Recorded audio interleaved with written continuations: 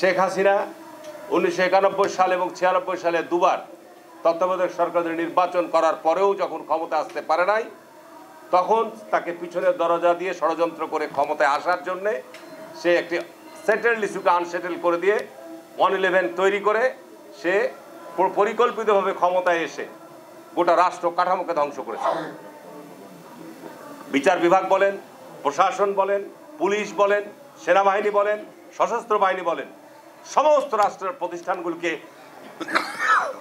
ধ্বংস করে দিয়ে বাংলাদেশে একটি কর্তৃত্ববাদী শাসন কায়েম করেছে। আমাদের জাতীয়তাবাদী দলের নেতা, জাতীয়তাবাদী দলের অঙ্গ সংগঠনের সকল পর্যায়ের নেতা কর্মীরা দীর্ঘ 15 বছর যে ত্যাগ এবং স্যাক্রিফাইসের মধ্য দিয়ে আন্দোলনের চূড়ান্ত রূপের জায়গায় নিয়ে আসা হয়েছে, আজকে দেখি যে আমাদের মধ্যে যে জাতীয় ঐক্যর একটা পরিবেশ তৈরি হয়েছিল, সেই জায়গায় আবার দেখা যাচ্ছে শঙ্কা তৈরি হচ্ছে। আজকে আমি ইয়ুথ ফোরামকে ধন্যবাদ জানাবো। ঘরের মধ্যে আলোচনা করলে হবে না।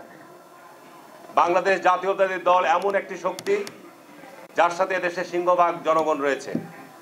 বাংলাদেশে জাতীয়তাবাদী দল এমন একটি শক্তি যার সাথে দেশে ধর্মপ্রাণ মানুষ রয়েছে।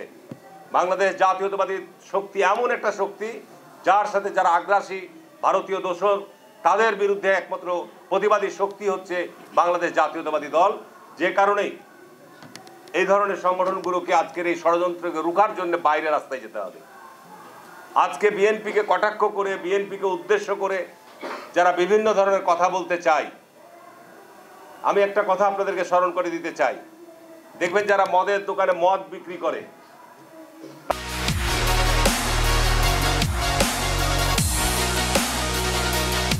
তারা কিন্তু মদ পান করে না, তারা মানুষকে মদ খাইয়ে মাতাল করে। ঠিক না বেঠিক বলছি কথাটা?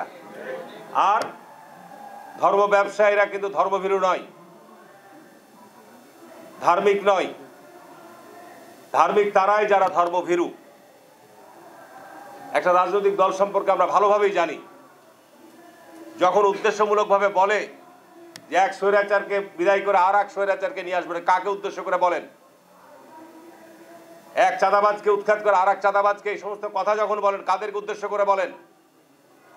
যখন বলে বাংলাদেশে একমাত্র তারাই এবং বাংলাদেশ সশস্ত্র বাহিনী তারাই নাকি দেশপ্রেমিক, আর বাংলাদেশে অন্য সব চোর বাটপার, এই কথাগুলো বলেছিল পাকিস্তানের 71 সালে যুদ্ধের সময় ওই রাজনৈতিক দলটি একই কথাই বলেছিল যে পাকিস্তান সেনাবাহিনী এবং আমরা ছাড়া আর কেউ দেশপ্রেমিক নয়। একই কথা তারাই 53 বছর পর একই কথা তারা বলছে। কি কথাগুলো ঠিক না বেঠিক বলছি? আজকে বাংলাদেশের মধ্যে তারা নতুন করে বিভাজন তৈরির কথা বলছে, আজকে চাঁদাবাজির কথা বলছে বা দখলের কথা বলছে।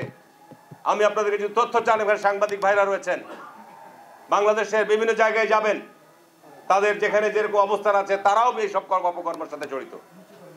আরে আমরা তো বাংলাদেশ জাতীয়তাবাদী দল আজকে যারা এই সমস্ত কর্মের সাথে জড়িত, আমাদের পার্টির অ্যাক্টিং চেয়ারম্যান সুস্পষ্টভাবে আজকে বিএনপির হাজার হাজার নেতা কর্মীকে শুধু বহিষ্কার নয়, তাদের বিভিন্ন দলের পদও তাদের স্থগিত করা হয়েছে।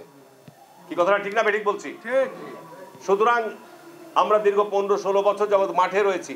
আমার বাড়ি, আমার জমি দখল করেছে, আমার সম্পদ দখল করেছে, আমার আপনার উপর মিথ্যা মামলা দিয়েছে।